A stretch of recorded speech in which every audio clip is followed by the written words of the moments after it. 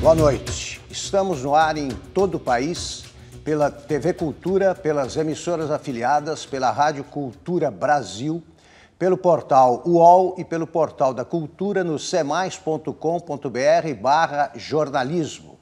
Hoje a nossa bancada de entrevistadores é composta por Natália Watkins, repórter internacional da revista Veja, Fabiano Maisonave, repórter do jornal Folha de São Paulo e correspondente em Caracas de 2007 a 2010.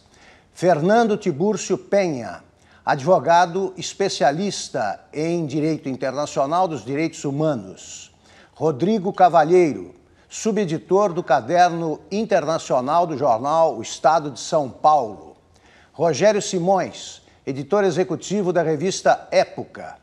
E o nosso cartunista Paulo Caruso, que vai acompanhar as entrevistas com os desenhos, cartoons em tempo real.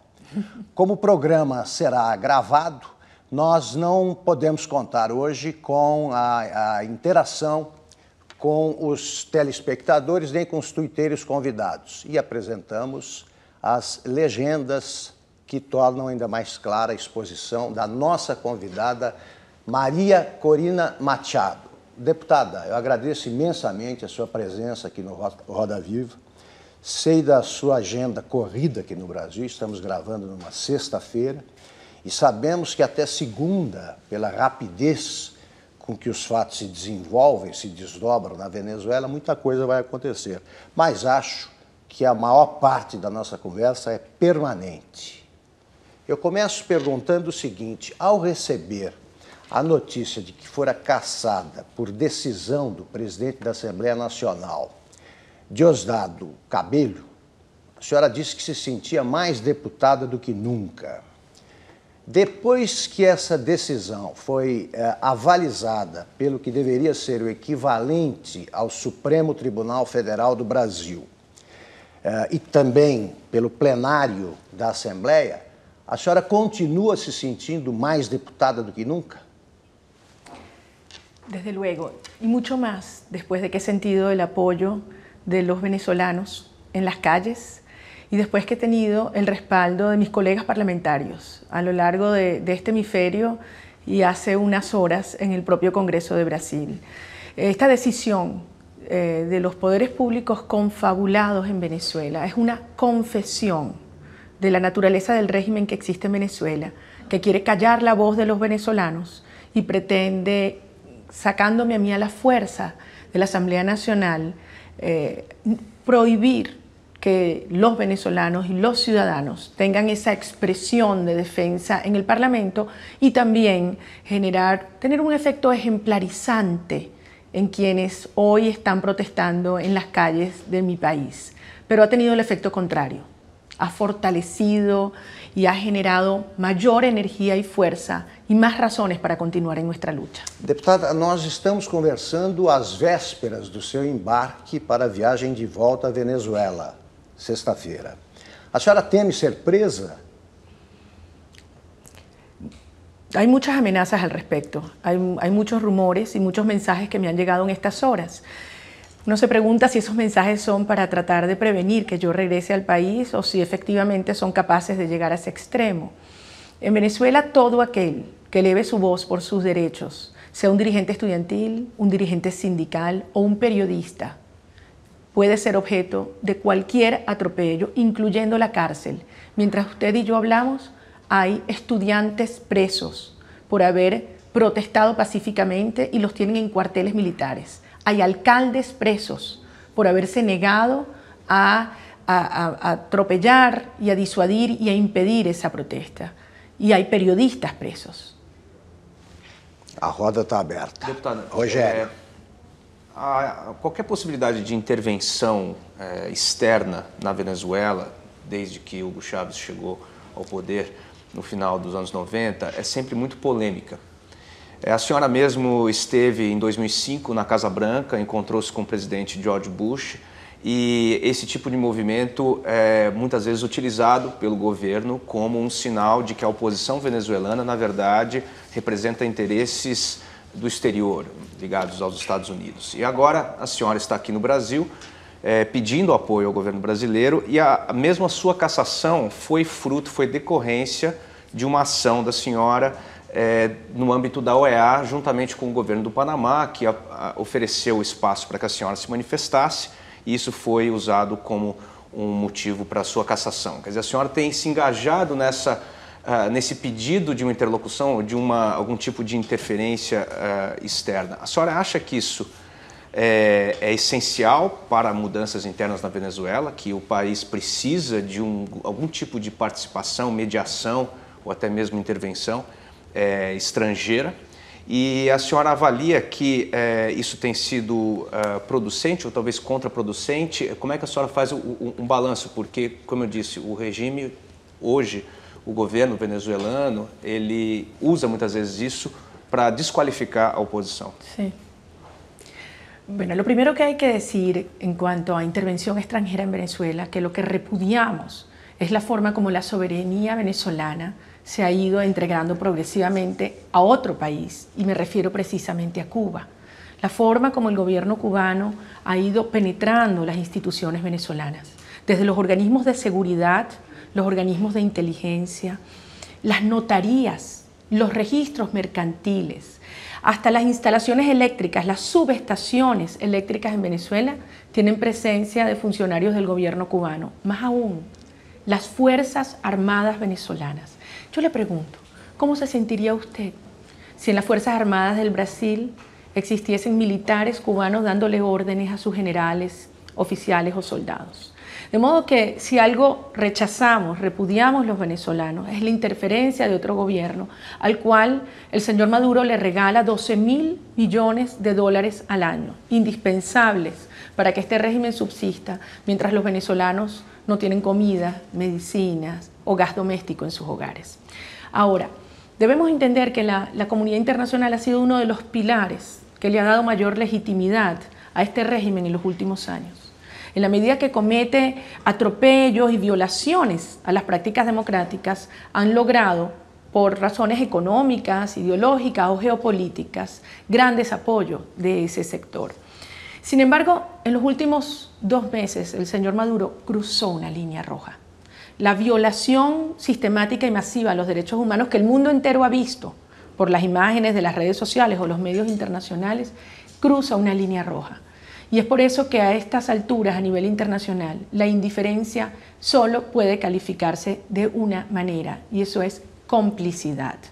Y por eso nosotros llevamos nuestra voz al mundo, desde la Organización de Estados Americanos, que tiene una plataforma de protección de los derechos humanos y la democracia que nos compromete a todos los estados del hemisferio, y desde luego a países que tienen la influencia y el efecto determinante en la región, como puede ser el Brasil, no para pedir que intervengan directamente en Venezuela. Yo estoy aquí fundamentalmente para hablarle a ustedes, al pueblo de Brasil, y para que los regímenes que nos han dado la espalda, los gobiernos democráticos, comiencen a llamar las cosas por su nombre, y es decir, que en Venezuela no hay democracia. Em respeito, rapidamente, a sua participação na OEA, que levou a sua cassação, a senhora se arrepende ou acha que talvez tenha sido uma estratégia equivocada, ou a senhora mantém que foi um movimento correto? Si el momento antes de sentarme hubiera conocido lo que iba a hacer el régimen contra mí, de atropellarme fuera de la asamblea, acusarme de traición, incluso el riesgo de ir a la cárcel, me volvería a sentar 1 y 1000 veces y hablarle al mundo, porque ese no solamente es mi derecho como diputada, es mi deber. En las calles de Venezuela en este momento hay jóvenes arriesgando su vida y las madres los están acompañando, los trabajadores los están acompañando. No se trata de una lucha solamente reivindicativa por el sueldo, la vivienda, la salud o la comida. Es una lucha por valores, es una lucha existencial. Se trata de la dignidad humana, de nuestra soberanía, de nuestra libertad. Y estos jóvenes arriesgan su vida y yo tengo un mandato y mi obrigação é ser a voz dos venezolanos dentro e fora do país. Vamos seguir com a roda. Então fala o Rodrigo, depois a Natália. A senhora chegou ao Brasil numa semana em que se lembra aqui, 50 anos, da instauração de uma ditadura. E hoje muita gente explica, justifica determinadas posturas dizendo que naquele momento era uma escolha entre um golpe ou uma ditadura de esquerda, o comunismo. A gente vê uma polarização na Venezuela que faz um pouco lembrar aquele momento. Eu lhe pergunto, uma ditadura que aqui a gente viu casos de tortura, prisões, censuras, cassações, como as que a senhora está denunciando, e é uma cassação sumária como a senhora foi vítima, não lhe fazem pensar duas vezes antes de convocar ou pedir que o Exército desobedeça o presidente da República caso ele dê uma ordem constitucional? A senhora não teme dar razão aos que estão lhe chamando de golpista ao fazer isso? Fíjese, Rodrigo, en Venezuela ha habido un golpe de Estado desde el Estado. Y eso es lo que el mundo, y en particular los gobiernos de América Latina, deben entender. Nuestra lucha no tiene nada que ver con una discusión ideológica de izquierda-derecha, no es un tema de chavismo o antichavismo, ricos y pobres. Eso es lo que el gobierno ha tratado de transmitir. El gobierno ha tratado de amenazar con la posibilidad de una guerra civil. No, en Venezuela no hay una situación de venezolanos enfrentados contra venezolanos. No es una guerra civil, es una guerra contra los civiles de un grupo profundamente corrupto, infiltrado totalmente por el estamento militar, porque quienes realmente mandan en Venezuela son militares y cubanos, que están aprovechándose de los recursos que tiene Venezuela, el petróleo y otros recursos naturales, para someter a una sociedad. Eso es lo que ocurre en Venezuela hoy en día. Nuestra lucha es una lucha cívica y pacífica. Si queremos un cambio profundo en Venezuela, estamos decididos a mantenernos firmes en las calles, buscando una transición a la democracia en el marco y por las vías que establece la Constitución. Mas por que provocar ou pedir a saída do presidente Maduro nesse momento se, por exemplo, em 2 anos, caso a situação não esteja agradando a todos os venezuelanos, através de um referendo revogatório, vocês poderiam conseguir a saída dele legitimamente por meio de uma nova eleição convocada em 30 dias? Por que não isso? Fíjese, el año pasado los venezolanos en las elecciones presidenciales aprendimos una dura lección. No basta ser mayoría, incluso haber ganado una elección para lograr un cambio político si hay un régimen que controla todos los poderes públicos. Y lo que ocurrió en Venezuela fue que a la población, a la sociedad venezolana, se nos cerró la vía institucional. Yo sé que usted hablara con una mujer venezolana, una madre a la que le han matado un hijo, y le dice, yo ya no espero justicia. ¿Cómo va a esperar justicia? En Venezuela el año pasado asesinaron 25.000 venezolanos, 98% de impunidad, Rodrigo. Entonces, ¿qué le dice a esa mujer? ¿Que espere qué? ¿A que le maten otro hijo? Al padre que gana menos de $60 al mes y no le alcanza para alimentar a su familia. ¿Que espere qué? Que se le mueren de hambre. A los jóvenes que sienten que le han arrebatado su futuro, que le matan a sus amigos. ¿Que espere qué? El régimen ha acelerado su represión en los últimos meses, obviamente mucho más en los últimos días.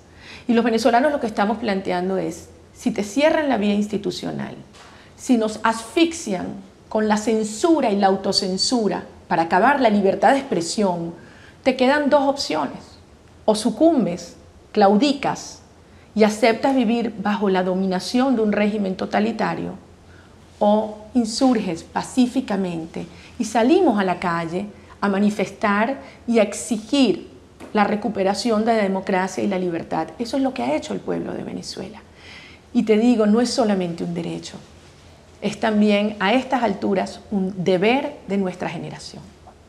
Natália. Corina, a gente está falando aqui de violência institucional. Eu acho importante a gente lembrar que essa repressão não começou agora, né? Há pouco menos de um ano, na mesma Assembleia Nacional, onde você foi destituída por uma ordem completamente aleatória e sem a menor, que não tinha o menor cabimento, e o próprio presidente da Assembleia Nacional não tem o poder de destituir um outro deputado, como ele fez com a senhora, a senhora sofreu um outro tipo de violência física. O que aconteceu daquela vez? A senhora poderia contar para a gente? Efectivamente, eso fue el 30 de abril del año pasado. Quizás algunos recuerdan esas imágenes. Ese día yo coordinaba la sesión por la bancada de la oposición y se planteó una discusión intensa por un tema político. Y vino por detrás una diputada oficialista y me llamó y al voltearme me golpeó duramente en la cara. Yo me caí hacia atrás y tuve una fractura, 5 fracturas en la nariz. Yo en ese momento debo confesar que no sentí dolor y yo me levanté y fui a hablar con el capitán Cabello, presidente de la Asamblea Nacional. Nos habían hecho una emboscada, habían cerrado las puertas de la Asamblea con candados, habían puesto un dispositivo para que no se transmitiera internet ni mensajes de texto. Y yo fui a exigirle que detuviera la sesión. Mientras yo hablaba con él, la propia diputada llegó, me tomó por el cabello, me tiró al piso y me pateó. El capitán Cabello se reía en ese momento. Al día de hoy no existe investigación sobre esa agresión y por supuesto la persona culpable está libre y está sentada en la Asamblea Nacional como diputada. Yo he sido acusada de traición a la patria, de traicionar a mi país, por ir a denunciar la violación de los derechos humanos, nada más y nada menos que la Organización de Estados Americanos, que es la responsable de velar por los derechos humanos, por la democracia en el hemisferio. Es evidente que no he cometido un delito, porque la Constitución en el artículo 191 me faculta para el ejercicio de funciones accidentales y el propio secretario general de la OEA, José Miguel Insulza, por escrito así lo dijo, que yo actué como diputada. Y hay algo importante, Natalia. Yo tenía previsto intervenir ese día en el Consejo Permanente de la OEA como diputada venezolana en el primer punto de la agenda. Y los embajadores del hemisferio, en su mayoría, votaron en contra, votaron para sacar ese punto de la agenda. De modo que la única forma que yo podía ser la voz de las madres y de los jóvenes venezolanos torturados, asesinados, detenidos, era aceptar el mecanismo que ofreció Panamá, que es un mecanismo que se ha utilizado por muchos países. El propio régimen venezolano se lo ofreció a la ex canciller de Zelaya en el año 2009. Así que no he cometido delito, lo volvería a hacer y lo que me han quitado es mi derecho a la defensa. Por cierto, Rodrigo, anteayer, hace unas horas en el Senado, como usted decía, coincidía los 50 años del golpe militar. Y un senador me dijo, acabamos de hacer un homenaje a los parlamentarios que fueron excluidos del Congreso del Brasil por la dictadura, acusados de traición a la patria por haber hablado fuera de su país. Exactamente lo que hoy le ocurre a usted. Fabiano, depois precisamos completar em 5 minutos a roda. Tá. Fabiano e Fernando. Deputada, a Venezuela tem uma política muito polarizada entre o chavismo e a oposição, mas nas últimas semanas também se nota uma cisão dentro da oposição. O ex-candidato presidencial Capriles Radonski disse sobre os protestos que são caminhos que levam a um beco sem saída. E o fundamental disso é que o Capriles, a Mesa de Unidade Democrática, reconhece o governo Maduro e a senhora não reconhece o governo Maduro. A minha pergunta, dentro dessa decisão da oposição, é por que a senhora defende a renúncia de um presidente que teve a eleição reconhecida pela comunidade internacional e também que ainda tem um apoio de uma parte significativa da população? Bueno, en primer lugar, con relación a la unidad democrática, somos una coalición plural, por lo tanto hay distintos puntos de vista a nivel táctico, incluso estratégico, pero tenemos un objetivo común y es el rescate de la democracia en Venezuela y el cambio de gobierno por una vía constitucional y pacífica. Al principio de las protestas, en efecto, hubo distintos puntos de vista y hubo personas que pensaron que la protesta no iba a tomar esa fuerza e incorporar a todos los sectores. Empezó siendo un llamado de los estudiantes, pero progresivamente toda la sociedad se fue incorporando. Hoy, todos los miembros de la Unidad Democrática acompañamos a los jóvenes en la calle y todos, absolutamente todos, planteamos y defendemos el carácter estrictamente pacífico de esta protesta. ¿A quién? Y esto es muy importante que tenerlo claro.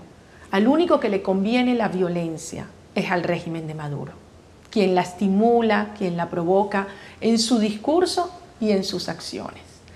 Con relación a la legitimidad del señor Maduro, la forma como el señor Maduro llegó al poder fue muy cuestionada por el propio candidato Capriles. Y Enrique Capriles dijo, contemos los votos, y Maduro se comprometió a hacerlo. Y la UNASUR se comprometió a supervisarlo. Y tanto Maduro como UNASUR violaron su palabra. Nunca se contaron los votos. Por eso hay un tema en cuanto a la forma como Maduro llegó al poder. Pero al margen de eso, la legitimidad de un gobierno no proviene solamente en la forma como llega al poder, sino también en la forma como ejercita ese poder. Puede haber llegado con todos los votos en elecciones impecables, pero si de manera sistemática viola la Constitución, la autonomía de los poderes, el pluralismo y los derechos humanos, se convierte en una dictadura. Y eso es lo que hoy ocurre en Venezuela. Y los venezolanos, que sí somos demócratas, que creemos en las leyes, en la Constitución y en el derecho al pueblo a vivir en libertad, estamos luchando para que se restituya ese derecho. Eso es lo que hoy hacemos. Y un gobierno que persigue, que censura periodistas y medios, que ataca a estudiantes que protestan, que tortura a los presos, que detiene a la disidencia. Yo le pregunto, ¿cómo se llama? ¿Cómo se llama ese régimen? Ese régimen es una dictadura. Fernando, a última pergunta do bloco e última resposta do deputado. Deputada Maria Corina Machado, na última quarta-feira, a senhora entrou no plenário da Câmara dos Deputados aqui no Brasil e foi aplaudida de pé por 200, 300 deputados. Como a senhora se sentiu vendo que horas antes a senhora foi impedida de entrar na Asamblea Nacional da Venezuela? Bueno, la emoción ha sido muy grande y debo decir que yo estoy conmovida y agradecida con el pueblo de Brasil.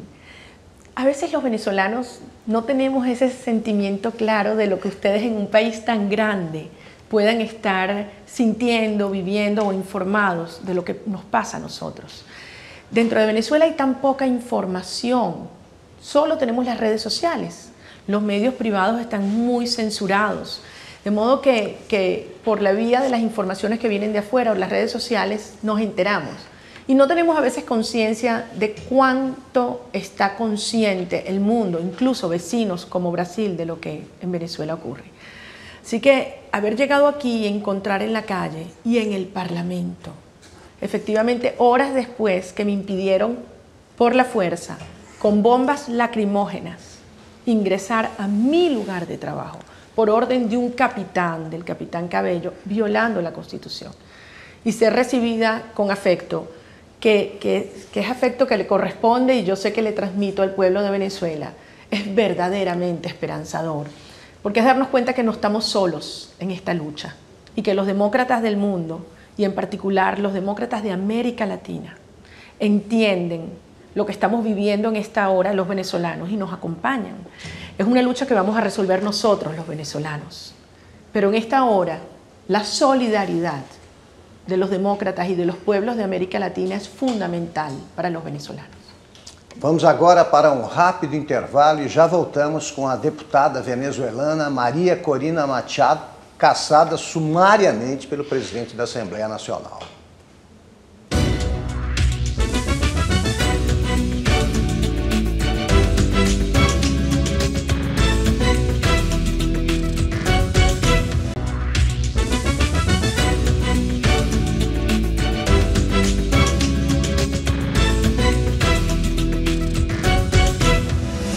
Voltamos com a deputada venezuelana Maria Corina Machado. Deputada, o governo brasileiro, digamos, para ser gentil, é um pouco instável nas suas decisões em relação à política externa.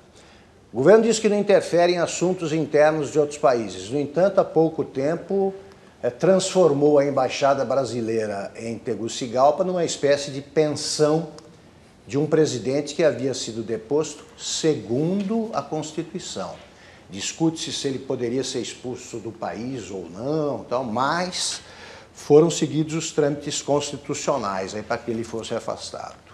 Depois, o governo brasileiro achou que tinha sido absurda a destituição do presidente Fernando Lugo, do Paraguai, porque ele não teve tempo para se defender. Isso foram só 48 horas. No entanto, a senhora não teve sequer 2 minutos para se defender, eu imagino. E o governo brasileiro não achou nada demais, pelo menos oficialmente. Diante disso, eu pergunto, a senhora já declarou que se sentiu emocionada com a recepção no Congresso. A senhora espera, com toda franqueza, alguma coisa, algum tipo de solidariedade do governo brasileiro? Hasta ahora no lo hemos visto, pero yo tengo confianza en que el pueblo de Brasil logrará hacerle entender a su gobierno que espera que esté del lado del pueblo de Venezuela y no de un régimen que viola los derechos humanos. Por eso yo estoy aquí fundamentalmente a hablarle a ustedes, a los brasileños. Perfeito. Natália, depois ao Deputada, tem gente aqui no Brasil que ainda acha que os motorizados que cometem esses atos violentos na Venezuela podem ser membros da oposição. O que a senhora acha disso? Yo creo que lo que hay que... Sí, las bandas paramilitares que en Venezuela llamamos colectivos del terror. Exatamente. Todos en Venezuela sabemos a quién le responden estos grupos. Están plenamente identificados, no solamente físicamente, sino que en sus declaraciones han dicho que ellos existen para soportar y defender la revolución socialista bolivariana de Chávez y ahora de Maduro. Ellos lo han dicho. Pero peor aún, el señor Maduro, en cadena nacional, desde la silla de Miraflores, ordenó el 5 de marzo y en los días posteriores que estos grupos salieran a la calle a atacar a los manifestantes que pacíficamente estaban en las calles de Venezuela. Minutos después, en 15 estados del país, comenzaron a producirse ataques despiadados, con saldo de heridos y muertos en Venezuela. De modo que está muy claro y además están identificados las fotografías en los videos aficionados, en las redes sociales y en algunos medios de comunicación, las investigaciones que han hecho valientes periodistas arriesgando su vida demuestran quiénes están detrás de estos actos de violencia.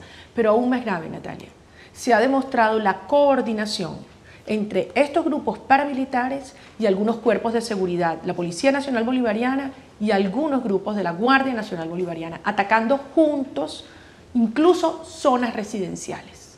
A oposição não está armada, não é verdade, deputada? A oposição tem armas? Isso que eu queria perguntar. Mira, yo les pido a ustedes que busquen en todas, absolutamente todas las declaraciones que han tenido tanto los dirigentes estudiantiles como los dirigentes de la Unidad y las Fuerzas Democráticas. No hay una palabra que incite a la violencia, porque la violencia solo le conviene al régimen. En Venezuela sí, hay más de 10 millones de armas ilegales que este gobierno no ha logrado desarmar o que en algunos casos han armado conscientemente a estos grupos que los utilizan como bandas y mecanismos de control social en las zonas populares de nuestro país. En las zonas como el 23 de enero, a 3 kilómetros de Miraflores, se produjo un cacerolazo, ¿sabes? La gente tocando cacerolas en señal de protesta hace un poco más de un mes. Estas bandas armadas procedieron a disparar a los balcones y a las ventanas de los hogares, de las casas donde sentían que venía este ruido de protesta. Entonces, tienen un objetivo de control político y desde luego son las que están siendo utilizadas como el brazo armado paramilitar del régimen para desmontar la protesta ciudadana. Fabiano e depois Rodrigo. Deputada, a senhora foi à OEA falar sobre a situação da Venezuela, veio ao Brasil também para falar do que está acontecendo, mas quando os 11 chanceleres da Unasul visitaram a Caracas, a senhora preferiu participar de uma reunião em Lima, no Peru, a senhora não estava no país. E a Unasul se reuniu com a mesa de unidade de oposição e saiu uma proposta, uma comissão de 3 chanceleres. há uma possibilidade de um facilitador do diálogo e esse processo parece que vai continuar na semana que vem. A senhora vai continuar sem participar desse processo da Unasul, que reúne países que também não são chavistas, entre aspas, como a Colômbia, ou a senhora vai se manter afastada dessa negociação? No fui a la reunión de UNASUR porque no estaba en Venezuela y tenía un compromiso previo tanto con el Congreso como una conferencia con Mario Vargas Llosa. Ahora bien, la unidad democrática, hemos estado todos de acuerdo en el sentido de que a quien quiera escuchar nuestra voz sobre la denuncia documentada, no solamente en materia de derechos humanos, sino la violación a la libertad de expresión, a la propiedad privada, a la independencia de los poderes, el atropello contra dirigentes de la Unidad Democrática como Leopoldo López y los alcaldes, nosotros acudiremos y presentaremos toda la información de manera sistemática. Eso es una cosa. Y desde luego que en tan cuantas reuniones existan en Venezuela, llevaremos nuestra voz y nuestras denuncias. Ahora, hemos planteado lo siguiente. En los últimos 15 años, Fabiano, el régimen venezolano, cada vez que siente que hay protesta, que hay cuestionamiento internacional a la legitimidad democrática del régimen, llama a la paz y al diálogo. Se firman acuerdos e inmediatamente el gobierno procede a violar esos acuerdos. Por eso lo que hemos planteado en este momento es, señores, nosotros no queremos un engaño más. El diálogo tiene que existir porque es la esencia de una democracia, pero tiene que ser como un mecanismo para proceder a una reforma política que lleve a Venezuela a la democracia. Por lo tanto, ¿cómo puede el señor Maduro hablar de paz y de diálogo cuando sigue utilizando las bandas criminales para atacar a los jóvenes, como ocurrió ayer en la Universidad Central de Venezuela? ¿Tuviste las imágenes? Atacaron a los jóvenes sin piedad, los desnudaron, los arrastraron, y los periodistas nacionales e internacionales que estaban allí cubriendo los hechos. Hoy atacaron nuevamente a la ciudad de Caracas, San Cristóbal, Valencia, Barquisimeto. Entonces, ¿cómo puede hablar de paz si por lo menos no para de una vez la represión? De modo que estamos diciendo, desde luego que queremos diálogo para hacer reformas políticas, pero primero tiene que haber la evidencia de que no es un engaño o una forma de ganar tiempo y legitimidad. ¿Qué exigimos? Que liberen a los presos políticos, que cese la represión, que se desarticulen las bandas criminales y que restituyan a los 2 alcaldes legítimos en sus cargos. Eso sería la demostración de que no es un engaño como en el pasado y que podemos avanzar. Mas isso é uma condição prévia? Perdão? Você quer completar? Mas isso é uma condição prévia para a negociação? Que isso tudo que a senhora falou, que se soltem os presos políticos, isso é uma condição prévia antes de negociar? Pero desde luego, porque siguen amenazando con tener más y más presos políticos. Ayer detuvieron estudiantes, hoy detuvieron estudiantes. Estos estudiantes son inocentes, están siendo acusados de terrorismo en cárceles militares. Desde luego tenemos que dialogar sobre muchas reformas de orden político que tiene que ver con la constitución de los poderes públicos, con la despolitización de las Fuerzas Armadas, con la exclusión de los cubanos. Esos serán temas de la agenda. Pero antes de sentarnos a hablar de un diálogo, primero tiene que haber evidencia de que no es un engaño más. Rodrigo, depois Rogério e aí Fernando completa. Deputada, no bloco anterior a senhora falou que há pouca informação na Venezuela, que muita gente se informa pelas redes sociais e que a oposição tem uma certa unidade. Talvez eu vá lhe dizer uma coisa aqui que não chegou na Venezuela, palavras do opositor Capriles, que talvez não fale nesse tom na Venezuela e fale só para meios estrangeiros. O que ele disse recentemente é que esse movimento em curso na Venezuela fala para apenas uma parte do país e se não houver uma saída, uma proposta eleitoral, é um golpe que se está propondo e ele não vai apoiar esse golpe. Pode-se dizer que que o Capriles pode estar assim confiante que caso haja uma eleição antecipada em 2 anos, ele, tudo leva a crer que seria o principal candidato da oposição e ganharia essa eleição, pelo cenário que a gente vê agora de contrariedade com o governo Maduro, e partindo desse pressuposto que não interessaria a outros 2 líderes da oposição, a senhora e o senhor Leopoldo López, esperar por uma vitória de Capriles, quer dizer, embaralhar as cartas agora e antecipar, digamos assim, essa disputa de quem está ganhando com a insatisfação com o presidente Maduro? Mire, que algún venezolano a estas alturas pueda estar privilegiando una candidatura o un cálculo político frente a lo que ocurre en Venezuela sería criminal. Y yo le aseguro que no es el caso ni de Enrique Capriles, ni de Leopoldo López, ni de ninguno de los más dirigentes que entendemos lo que hoy pasa en Venezuela. La unidad, no solamente de los partidos y los dirigentes políticos, la unidad del país es indispensable para enfrentar un régimen que tiene el control de las Fuerzas Armadas, de los poderes públicos y de los recursos y de los medios de comunicación. Pero no tienen el poder de la gente. Por eso tenemos que estar unidos. Ahora, todo planteamiento que hemos formulado para un cambio de gobierno, para un cambio político en el marco de la Constitución, desemboca en un proceso electoral. Nosotros queremos llevar adelante un cambio en el país, un cambio profundo en los valores, en el modelo de sociedad, en el marco de la Constitución.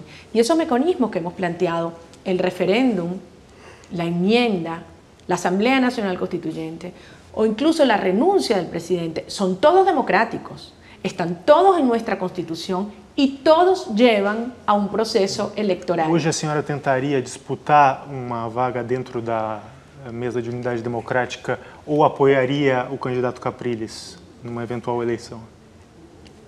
Mire, yo he sido muy clara con todos los venezolanos. Yo claro que quiero ser presidenta de Venezuela algún día. En este momento, la absoluta prioridad es lograr rescatar la democracia en Venezuela. Y cualquier cálculo y cualquier decisión que prive en lo personal o en lo individual es un crimen, es un crimen. Y el pueblo de Venezuela así lo entendería. De modo que como ciudadana, como política, que tengo desde luego aspiraciones de servir a mi país, tengo muy claro lo que en este momento el país exige de mí y eso es exactamente lo que estoy haciendo. Rogério.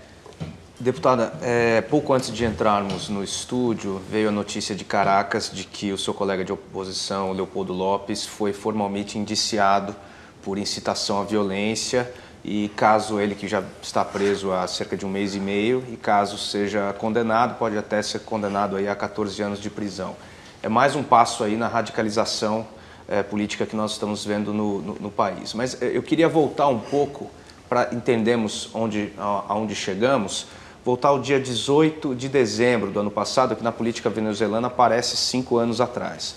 Nesse dia, o presidente Maduro, recém-eleito, enfim, não tinha nem um ano aí de mandato, poucos dias depois da eleição municipal, ele se encontrou com prefeitos da oposição eleitos e propôs um diálogo. Foi uma reunião ali no Palácio Presidencial e o próprio candidato derrotado Capriles disse que obviamente via com cuidado esse movimento do presidente Maduro, mas que iria acompanhar e que achava bom um diálogo nacional. Tínhamos em dezembro uma conversa proposta pelo presidente Maduro de diálogo nacional. 2 meses depois, o país estava vendo cenas de extrema violência nas ruas. O que aconteceu? Foi Leopoldo López que quis seguir um caminho próprio e se destacar nesses movimentos que Capriles não apoiou inicialmente, ou foi simplesmente parte do povo venezuelano mesmo, especificamente os estudantes, que foram às ruas e aceleraram o processo político? E é possível, a senhora vê alguma possibilidade de um diálogo semelhante àquele proposto por Maduro em dezembro ser retomado? Bueno, hay que entender primero cuál es la naturaleza del movimiento que está ocurriendo en Venezuela. Créame que no es algo que una persona, 2, 4, 10 líderes pudieran haber generado por sí solo en cuestión de días. Lo que estamos viviendo es el proceso o el resultado de muchos años acumulados de dolor, de frustración, de humillación, de darnos cuenta cómo se ha tratado de dividir a un país por razones económicas, ideológicas, raciales, religiosas, hasta generacionales. Y la familia venezolana ha sufrido inmensamente. Hay más de 250.000 asesinados en 15 años. Familias que se han ido o que se han enfrentado.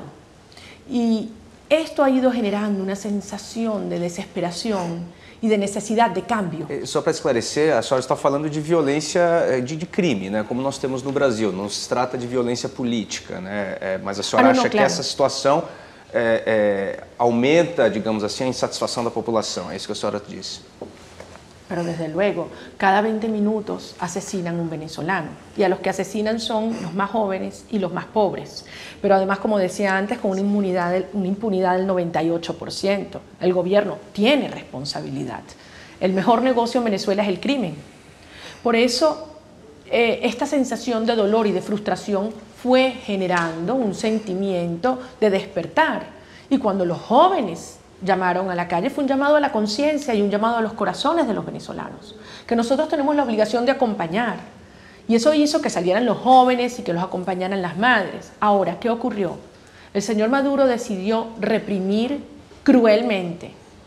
Tan cruel como no hemos visto ni siquiera en las peores dictaduras venezolanas, ni siquiera en las dictaduras militares del siglo pasado vimos este tipo de represión. Me imagino con la intención, creían ellos, de que eso iba a inhibir y asustar a la población. Pero eso lo que hizo fue despertar mayor indignación y darle más energía a este movimiento. Por lo tanto, esto que ha surgido ha unido al país, nos ha unido en el dolor por cada venezolano asesinado, por cada joven torturado. Escuchar a una madre que te dice con su hijo recién asesinado, te dice: no me deje el pésame, no lloren. Luchen, luchen. Me decía a mí la mamá de Jimmy Vargas en San Cristóbal. Entonces, frente a esto, hay un país que ha decidido salir adelante y enfrentar un régimen cada vez más dictatorial. Eso es lo que hoy ocurre en Venezuela. Por eso estamos en las calles y por eso no vamos a detenernos. Insisto, esto es un movimiento irreversible. A mí me podrán poner a un lado, como a Leopoldo. Podrán anularnos, apresar a algunos, pero este movimiento tiene millones de líderes y vendrán otros a tomar nuestro lugar y el movimiento continuará hasta que conquistemos la democracia y la libertad por la vía de nuestra Constitución. Fernando. Deputada Maria Corina Machado, até por ser advogado, acho que tem uma questão que seria interessante a senhora explicar para os telespectadores. Quem são os foras da lei nessa história vivida hoje na Venezuela? São os representantes da oposição, Leopoldo Lopes, a senhora, que, ao pedirem para que o povo fosse às ruas, ou são os representantes do governo venezuelano? No entiendo qué quiere decir con representar a la ley. No, digo que ¿quién son los que están violando la ley? Ah, los que están violando la ley. Sí. Ok, fíjese, la protesta pacífica, la manifestación, es un derecho humano universal. Pero además, en la Constitución venezolana está consagrada en el artículo 68. En ese mismo artículo se prohíbe el uso de gases tóxicos contra los venezolanos que protesten. Yo veía hoy, aquí en la calle de Sao Paulo, una protesta. Caminaban por una calle. Y mi gran sorpresa era ver cómo había policía que los protegía y los respetaba. Incluso había una ambulancia que venía atrás. Y yo decía, estoy sorprendida, no debería estarlo. En Venezuela, ¿qué ocurre? La Guardia Nacional y la policía protege cuando hay convocatoria a los seguidores del oficialismo, pero ataca cuando son estudiantes, cuando son ciudadanos indefensos, desarmados, los que salen a exigir sus derechos. Hoy, mientras hablamos, hay protestas en todos los estados, en las principales ciudades de Venezuela. ¿Y nuestras armas cuáles son? Nuestras ideas, nuestro amor por Venezuela, nuestro compromiso con las futuras generaciones, darnos cuenta que queremos que nuestros hijos crezcan en un país donde tengan libertad y oportunidad y que esa es la obligación de nuestra generación. Por eso hoy nosotros estamos como ciudadanos ejerciendo un derecho frente a un gobierno que quiere reprimir y callar la voz del pueblo. Pero el mundo entero lo ha visto. Y por eso yo insisto, a estas alturas, la indiferencia es complicidad. A roda está aberta. Natália. Deputada, essa semana o Maduro decretou que os proprietários de imóveis vendam os apartamentos para os seus inquilinos.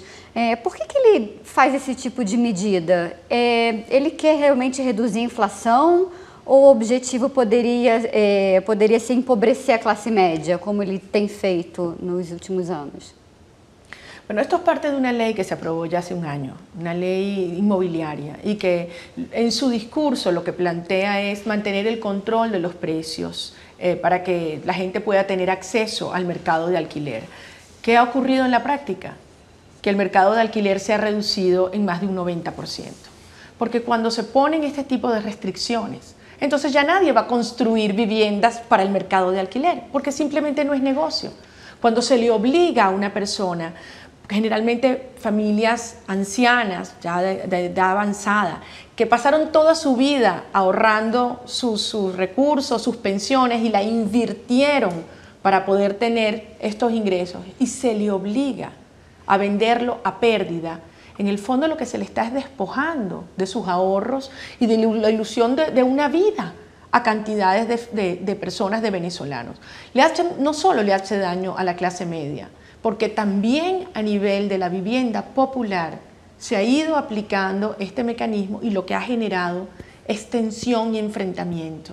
Personas que no pueden tener acceso a su vivienda, que es de su propiedad, porque llega un inquilino que no le paga y que entonces no tiene mecanismo legal alguno para ejercer su derecho a regresarle su vivienda. Eso desde luego provoca, insisto, la lucha del pueblo contra el pueblo, Fabiano, y lo que ha ocurrido, que es la reducción de la clase media en Venezuela. Rodrigo, o Fabiano já tinha pedido para falar, se não der nesse bloco, você começa o próximo. Deputada, Última pergunta. Uma das pessoas que aceitaram participar da conferência de paz proposta por Maduro foi o maior empresário do país, o Lourenço Mendonça, que é dono da Polar, que as pessoas aqui não conhecem, mas é a maior fábrica de alimentos da Venezuela. Inclusive, as pessoas conhecem o Toddy. Aqui no Brasil tem o Toddy, que é venezuelano. E ele disse que a melhor forma de fazer um diálogo é pela economia, porque uma coisa que todo mundo está de acordo na Venezuela, governo e oposição, é que a economia está indo muito mal. A inflação está alta, tem desabastecimento. Então ele propôs isso, que o diálogo e que a Comissão da Verdade, entre aspas, seja sobre a economia, que para ele e para muita gente é mais grave do que a crise política. E também poderia beneficiar mais pessoas, quer dizer, é um problema que afeta todo mundo. A senhora concorda de privilegiar a questão econômica em lugar da questão política? Deputada, eu vou pedir licença para interromper agora, porque como a resposta certamente vai ser um pouco mais extensa, e nós estamos precisando fazer o intervalo, então eu peço licença para agora fazer uma rápida pausa, e voltamos já já com a deputada venezuelana Maria Corina Machado, cassada por decisão do presidente da Assembleia.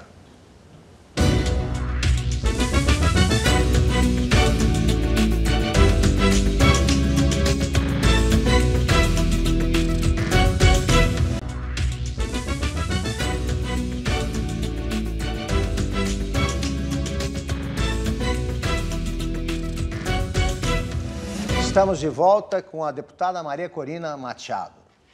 Fabiano, vou pedir que você refaça a pergunta, concisamente, a pergunta feita no final do segundo bloco, para que a Maria Corina possa responder. Resumindo, o que a senhora acha da proposta do empresário Mendonça de privilegiar um pacto econômico, uma comissão da verdade econômica, que por causa da grave crise que passa a Venezuela, em vez de uma negociação política? Bueno, yo creo que la respuesta se la dio el propio señor Maduro, cuando después que escuchó a varios representantes de distintos sectores económicos donde plantearon que no podía haber un control de precios que les obligara a vender con pérdidas, que eso estaba acabando con los productos en Venezuela y generando la escasez, cuando le plantearon que tenían que detener la expropiación de los bienes de producción, de las fincas, que tenía que acabar la regulación, que tenía que haber una mejor disposición y más justo y transparente de las divisas para que los productos importados pudieran llegar. Todos esos planteamientos se hicieron, pero al día siguiente el señor Maduro dijo, sí, está bien, pueden decir todo lo que quieran, pero aquí la política económica no se va a cambiar. Ahí está la respuesta. La conclusión es, la política económica es consecuencia de la política. Y la política del señor Maduro es la dominación de un país. Quieren que Venezuela se parezca a Cuba, donde haya un país arruinado, dividido, enfrentado, porque así pueden tener no solamente un control económico, con una sociedad dependiente del Estado, pero también un control político, un control social, e incluso un control espiritual. Mas, deputada, Rodrigo. nós tivemos aí 14 anos de governo de Hugo Chávez com inúmeras denúncias de autoritarismo. E em 14 anos a gente não chegou num nível de instabilidade como a gente vê agora na Venezuela. Lhe pergunto, o que a senhora acha que o Chávez fez bem que o Maduro não conseguiu repetir? Ou se a senhora não conseguia achar nada de positivo no governo Chávez, como é que o Maduro conseguiu fazer tanta coisa ruim em oposição aos 14 anos? Aliás, a propósito, emendando a pergunta do Rodrigo, eu perguntaria também se a Venezuela piorou ou melhorou depois da morte do presidente Hugo Chávez. Por favor. No es una pregunta sencilla, Rodrigo, porque mucho de lo que estamos viviendo en Venezuela es producto de lo que ocurrió en los años previos, de la desinstitucionalización del país, de la forma como Venezuela fue perdiendo su capacidad productiva y la confianza, incluso en la cohesión social. Desde luego esto se aceleró en los últimos meses porque la crisis económica empeoró y porque desde luego el señor Maduro, impuesto por los cubanos, no tiene la autoridad y la capacidad de manejar los distintos grupos de intereses que conforman el oficialismo, que pueden lucir unidos desde afuera, pero créeme, que tienen intereses antagónicos y que si ustedes creen que pueden haber algunas diferencias en la unidad democrática, estas se resuelven democráticamente, pero en el oficialismo son grupos con profundos intereses económicos, contrapuestos, con una gran, incluso algunos con vinculación con el crimen organizado y el narcotráfico. Y esto desde luego está generando una situación insostenible e ingobernable para Venezuela. De manera que Venezuela no puede estar peor, no ha podido estar peor hoy en estos últimos 15 años. A senhora vê essa divisão dentro das Forças Armadas venezuelanas? Talvez daí essa sua convocação aqui, os militares não atendam todas as ordens, pelo menos possam julgar quais são as ordens inconstitucionais do presidente Maduro?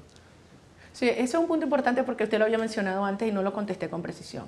El planteamiento que nosotros le hemos hecho a los oficiales y soldados venezolanos es que no cumplan órdenes inconstitucionales, como por ejemplo disparar a jóvenes que protestan, como torturar a muchachos que están detenidos en cuarteles, como seguir órdenes de oficiales cubanos. Ese es el único planteamiento que hemos hecho y lo hemos hecho con firmeza y precisión.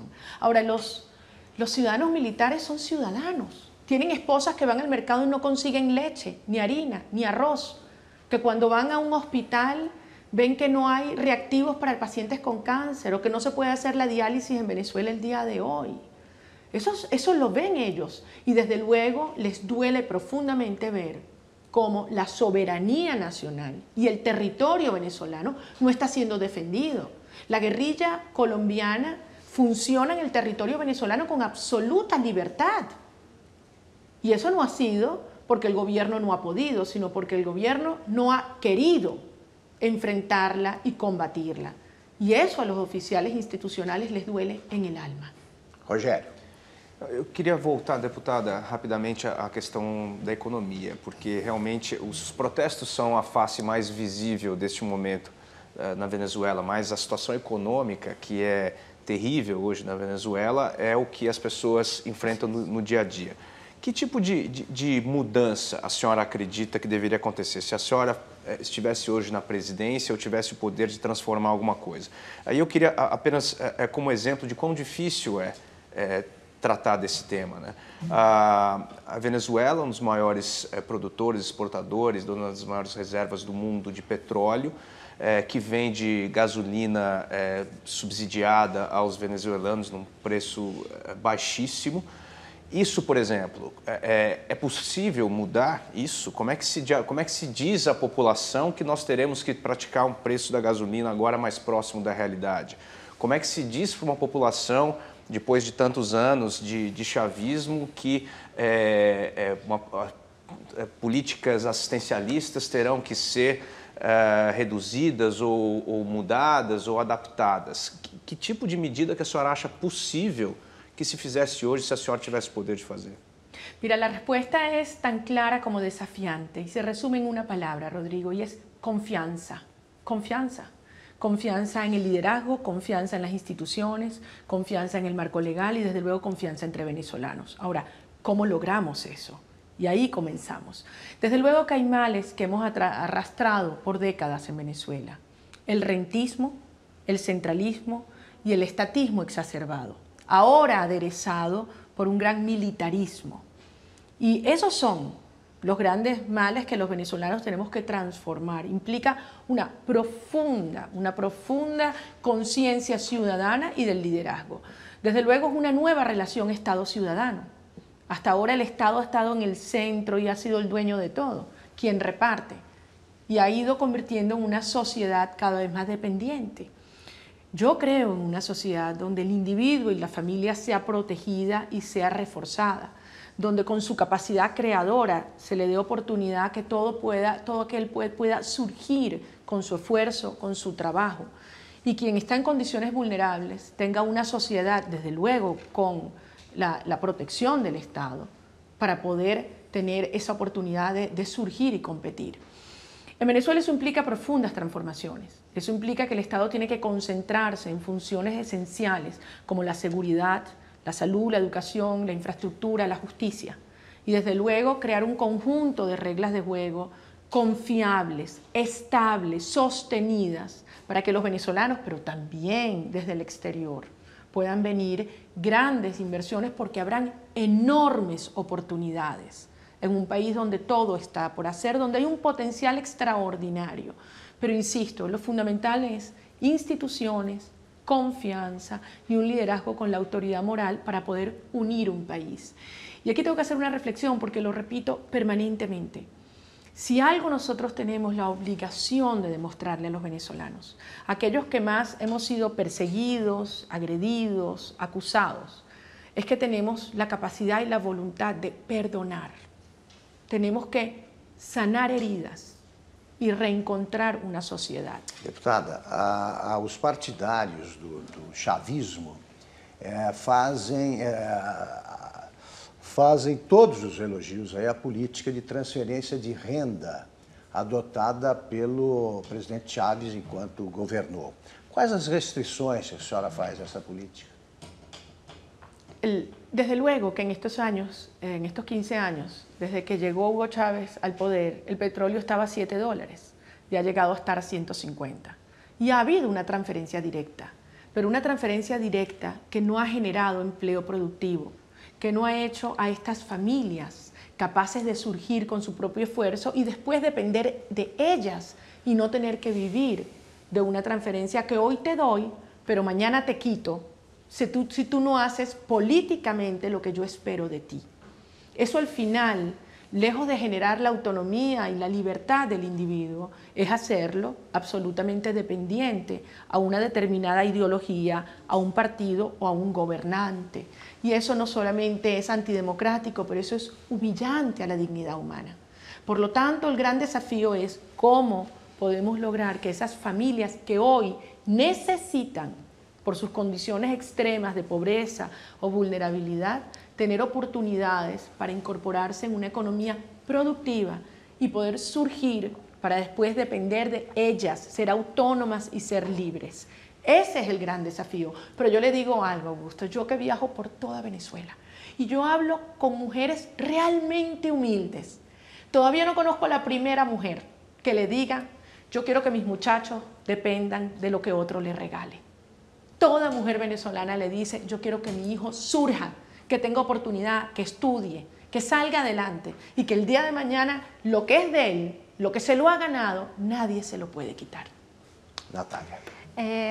Deputada, você comentou bastante sobre a ingerência cubana no governo venezuelano. Eles estão em vários setores da sociedade, atuando de diferentes maneiras. Eles estão atuando também na repressão aos protestos? Eu escutei rumores de que as pessoas escutam o sotaque cubano entre os motorizados. Eu queria saber se isso é verdade, se eles estão atuando na repressão contra os estudantes e contra os manifestantes nas ruas. Yo también he escuchado esos rumores, pero yo no tengo evidencia sobre ello y por lo tanto no puedo afirmar al respecto. Sería muy grave, pero yo no tengo evidencia de ello. Ahora, lo que los venezolanos sí sentimos es que la orden de reprimir brutalmente sí fue dada desde La Habana a Miraflores.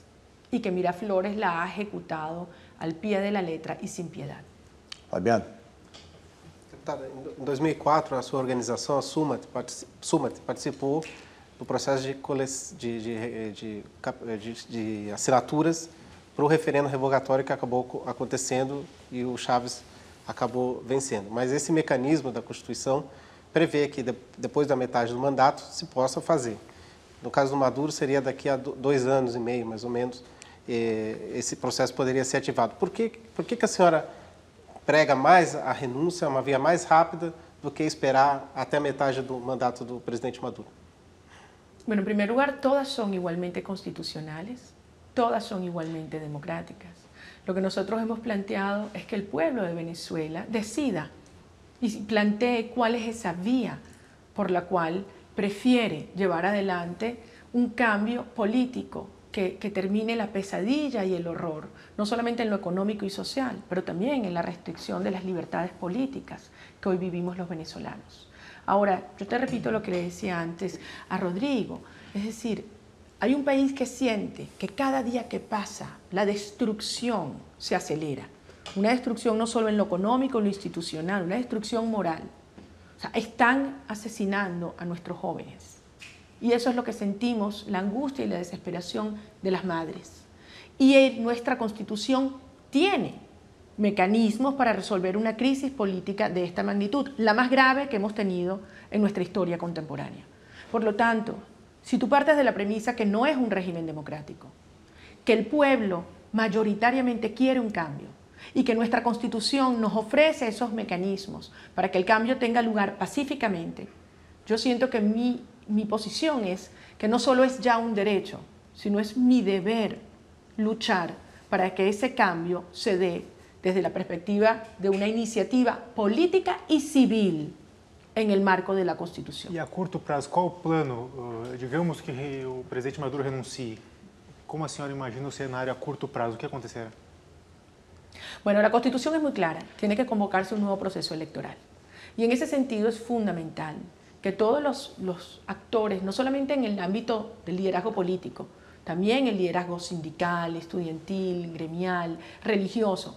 Y aquí quiero hacer una mención. La Iglesia en Venezuela está jugando un papel orientador muy importante. En las últimas horas salió un comunicado donde fija posición la Conferencia Episcopal Venezolana. Yo creo que eso es una pieza histórica. No sé si tú tuviste la oportunidad de leerla, Rodrigo, pero donde califica muy bien la naturaleza del régimen y donde dice la violencia que se está generando en Venezuela es consecuencia de un régimen que quiere imponer a la fuerza un modelo político que es contrario a la Constitución y a los valores de los venezolanos. Bom, haveria uma eleição a curto prazo. A senhora se considera preparada? O seu grupo tem um plano de governo para enfrentar um processo eleitoral? Es que lo más importante no es necesariamente el proceso electoral. Lo fundamental va a ser la reconstrucción de un país. E como pretenderia o seu grupo fazer essa reconstrução? O que de concreto vocês pretendem fazer? Bueno, yo intenté plantearle en el caso de Rogelio. Yo creo que lo fundamental son las instituciones y el hacerle sentir a una sociedad completa que esto es un proyecto de país que no excluye a nadie. Desde luego hay que hacer especial énfasis en aquellos venezolanos que aún son seguidores del modelo chavista. Muchos de ellos con quienes yo tengo contacto en la calle, me paran, me hablan, me preguntan, y tú piensas a ver rápidamente cómo hay un cambio de opinión y donde hubo una esperanza, ahora hay una terrible frustración. Eso no necesariamente se traduce en confianza hacia nosotros todavía, y ese es nuestro gran desafío, llegarle al corazón del último venezolano, del que ha estado más distante, y hacerle sentir como en efecto esto es un proyecto de una Venezuela unida, un gobierno de entendimiento, donde puedan ingresar y formar parte activa todos los actores. Vamos para mais breve intervalo e voltamos já para o último bloco da entrevista com a deputada venezuelana Maria Corina Machado.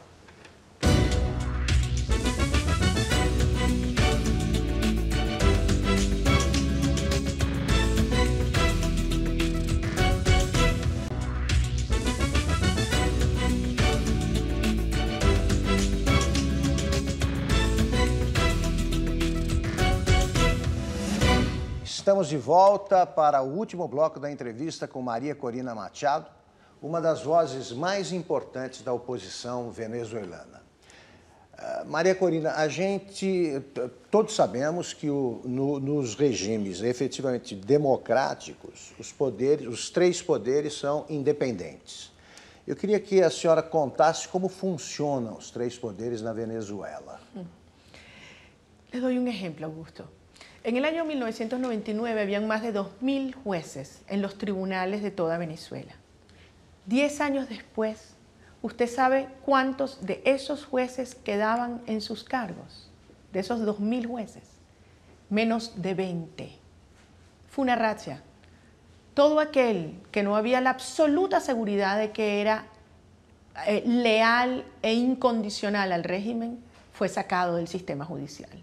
Hoy más la mitad de los jueces son temporales. Por lo tanto, saben muy bien que cualquier decisión que políticamente no le guste al régimen implica la exclusión inmediata de sus cargos. Hemos visto cómo el señor Maduro ordena la destitución y que sean apresados 5 alcaldes. Ya llevan 2 presos. Y hemos visto cómo el propio señor Maduro dijo que yo era exdiputada y acto seguido el capitán Cabello repetía lo mismo. Los poderes públicos están al servicio de la presidencia de la República, que a su vez sigue órdenes del régimen cubano. Rogério. Apesar de tudo que a senhora descreveu aqui, tudo que sabemos sobre a situação da Venezuela agora, o presidente Maduro ainda conta com um apoio muito significativo. Ele venceu as eleições muito apertadas, né, com pouco mais de 50% dos votos um ano atrás. E é importante, em qualquer tipo de disputa, saber reconhecer e entender as forças do seu oponente, né? E o chavismo não é, obviamente, uma loucura de alguém, é um processo muito forte na Venezuela, que realmente transformou o país, para bem ou para o mal, dependendo de quem olha, né? E que também teve seguidores, digamos assim, em outros países na América Latina, Rafael Correa no Equador, Morales na Bolívia, Nicarágua, mais recentemente a eleição em El Salvador. Essa ideia de um poder centralizado, uma economia mais centralizada, a ideia de redistribuição de renda a partir do Estado é muito forte. Como a senhora pretende... Rogério, porque a gente precisa... Como a senhora pretende convencer aqueles que não estão convencidos de que o governo precisa mudar na Venezuela? Bueno, lo primero que hay que darse cuenta dentro de Venezuela es lo que está ocurriendo hoy. Yo tengo mucha aprehensión a algunas encuestas y no tiendo a utilizarlas como referentes porque en Venezuela hay miedo y aislar ese factor no es fácil. Pero los últimos estudios de opinión a los que quiero hacer referencia en estas últimas 2-3 semanas son impresionantes. Más del 70-75% del país dice que Venezuela va mal encaminada y que su situación económica es mucho peor de lo que era hace un año. De hecho, uno de estos estudios, el 64% de los venezolanos decía que quieren un cambio de gobierno lo antes posible por una vía constitucional. Empiezas a ver, ya hay una decepción de estos partidarios, porque la realidad es muy contundente, porque la vida cotidiana es muy dura. Ahora, regresando a tu planteamiento, lo fundamental es que los venezolanos podamos imaginar y palpar lo que es un país distinto, lo que es un país donde haya respeto, un país donde las leyes existan y se apliquen a todos por igual y donde realmente haya la vocación de darle oportunidad a todo aquel que, aunque piense distinto, y sobre todo a todo aquel que ha tenido menos oportunidades por la condición de su nacimiento, a insertarse en una sociedad de superación y de producción. Ese es nuestro gran desafío. Yo creo que el mundo lo está entendiendo y sobre todo América Latina comienza a ver un cambio sustancial para entender que ese régimen, que esos regímenes que llegaban por la vía electoral cambiaban la Constitución, se apoderaban de los poderes públicos, al final lo que traen es división, pobreza y violencia para las sociedades. Fernando. Deputada Maria Corina Machado. Depois Fabiano. Eu gostaria de tocar num ponto estritamente Eu pessoal. vou pedir que a gente seja ainda mais conciso agora. Mas que talvez seja interessante porque pode ser que é o que sente cada venezuelano. No ambiente de quebra institucional, como existe hoje na Venezuela, de extrema violência, a senhora teme pela sua segurança e a segurança de sua família? Em suma, a senhora tem medo? A senhora, quando coloca a cabeça no travesseiro para dormir, a senhora pensa em desistir? Todos los venezolanos tenemos terror. ¿Sabes a qué tenemos terror? A que nuestros hijos puedan vivir en una sociedad donde no haya confianza, donde no haya respeto, donde no haya esperanza. Desde luego que yo temo por mis hijos y mis hijos temen por mí. Y en estas horas es muy difícil, es muy difícil. Yo estoy aquí, hablaba con ¿Tiene cuántos hijos? Tengo 3 hijos. Mi hija tiene 22 años y después tengo 2 varones que tienen 20 y 19. Y son, claro, mis grandes aliados y mis grandes críticos, que no se me ocurre enviar un Twitter con un error ortográfico porque me caen encima. Pero también son los que más sufren. Yo los llamaba desde aquí y lloran. Y sus amigos les advierten de los riesgos que yo puedo sentir. Pero este es el riesgo que vivimos todos los venezolanos el día de hoy. El riesgo que sufren y que corren los estudiantes en las calles, las madres, los trabajadores, los dirigentes sindicales, desde luego los verdaderos periodistas. Y ese es el desafío que tenemos en nuestra generación. Cuando yo pongo la cabeza en la almohada, yo hago un balance del día y me pregunto si he hecho todo lo que he podido cada instante para estar a la altura de lo que los venezolanos esperan de mí. Y espero que llegue el próximo día para seguir adelante. Deputada, a senhora mencionou que uma pesquisa aponta entre 70% e 75% de venezuelanos descontentes com o governo. Mas o governo que precedeu o chavismo terminou de uma forma, digamos, não muito tranquila. O famoso Caracaço em 89, quando em uma semana mais de 500 pessoas morreram na repressão, havia inflação, denúncias de corrupção, um governo que estava mais próximo, imagino, do seu grupo político. Qual é a garantia de que haverá uma transição para melhor com o fim do chavismo? Fíjate, ese descontexto que se fue generando a finales de la llamada República Civil tuvo mucho que ver con el debilitamiento institucional. Y en mi caso, yo soy parte de una generación que crecimos teniendo un enorme rechazo hacia la política y los políticos, Rodrigo. Lo último que yo quería hacer en mi vida era política. Sentía que de alguna manera eso implicaba hacer algunas concesiones morales. Hoy en día me doy cuenta que fue un error garrafal. Yo quisiera haber empezado antes. Y eso es uno de los cambios profundos que se están dando ahora. Cuando uno ve los jóvenes estudiantes en las universidades, en los institutos, que comienzan a involucrarse activamente en partidos políticos, en movimientos, a mí me hace tener mucha esperanza y optimismo en el futuro de Venezuela. Nuestra fortaleza es nuestra fortaleza moral. Es la autoridad moral de quienes hemos obrado por el bien del país y que hemos actuado con coherencia entre lo que hemos dicho y lo que hemos hecho, aún asumiendo riesgos y sacrificios. Y por eso nos juzgan los venezolanos en esta hora. Fabiano. Nos últimos meses, a oposição tem levado milhares de pessoas às ruas, as fotos são claras, mas são, sobretudo, a classe média e os estudantes. A gente não vê protesto nas partes mais pobres de Caracas, não vê protestos grandes nas partes mais pobres de Caracas. ¿Por qué no hay protestos no Petare en 23 de enero, por ejemplo? Hoy hubo una protesta en Petare y hace 3 días uno en el barrio Las Minitas. Y en el 23 de enero suenan las cacerolas. Pero recuerda lo que dije, suenan las cacerolas y les disparan a sus casas. Los barrios venezolanos están bajo el control y el terror de estos grupos de colectivos armados. De modo que estos venezolanos saben que no pueden salir a protestar allí sin tener un enorme costo personal. Lo que hace que muchos de estos venezolanos de estas zonas populares se desplacen a otras zonas más seguras donde tiene lugar la protesta. Y la forma de demostrar eso es que cuando ustedes ven dónde viven los muchachos que han sido detenidos, torturados, heridos, dónde vivían los muchachos asesinados, ves que hay muchachos de todas las clases sociales. De modo que hay una Venezuela unida en protesta, repito, jóvenes y viejos, mujeres y hombres, ricos y pobres, blancos y negros, civiles y militares, y unidos por los valores democráticos, por los ideales y por el amor a Venezuela. A senhora rejeita a ideia de uma luta de classes na Venezuela? A senhora não acredita que isso esteja acontecendo? Absolutamente, absolutamente.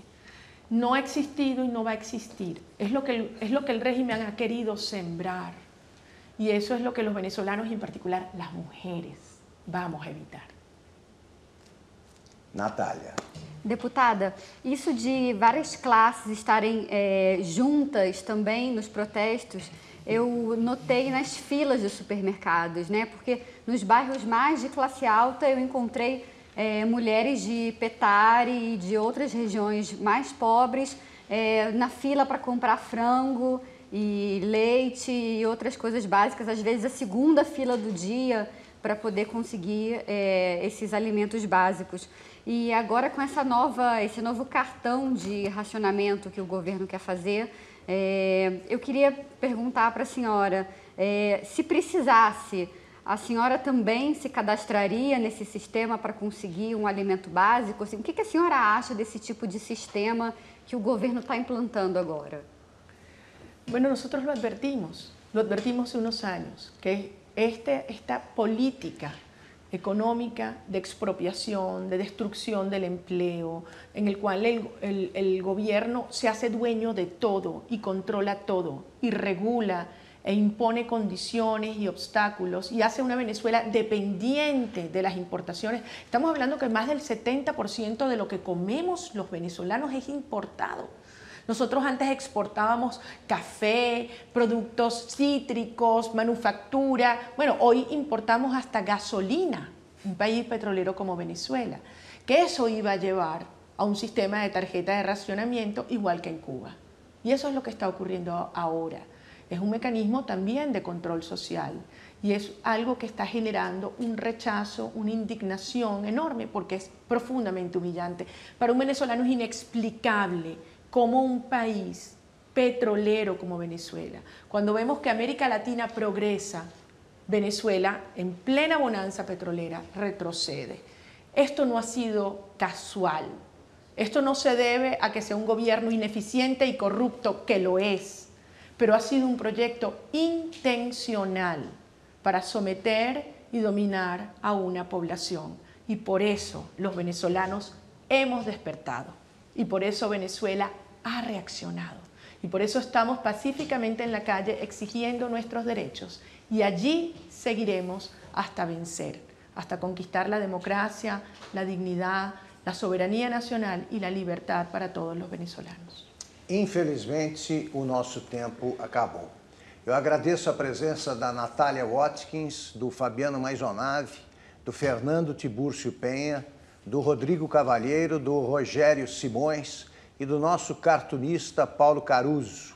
Agradeço também a você que nos acompanhou até essa hora, e em especial a deputada Maria Corina Machado, que conseguiu um espaço na sua agenda apertadíssima para nos conceder essa entrevista. Muito obrigado, Maria Corina, e que você tenha sorte na volta à Venezuela. Boa noite, boa semana a todos e até a próxima segunda.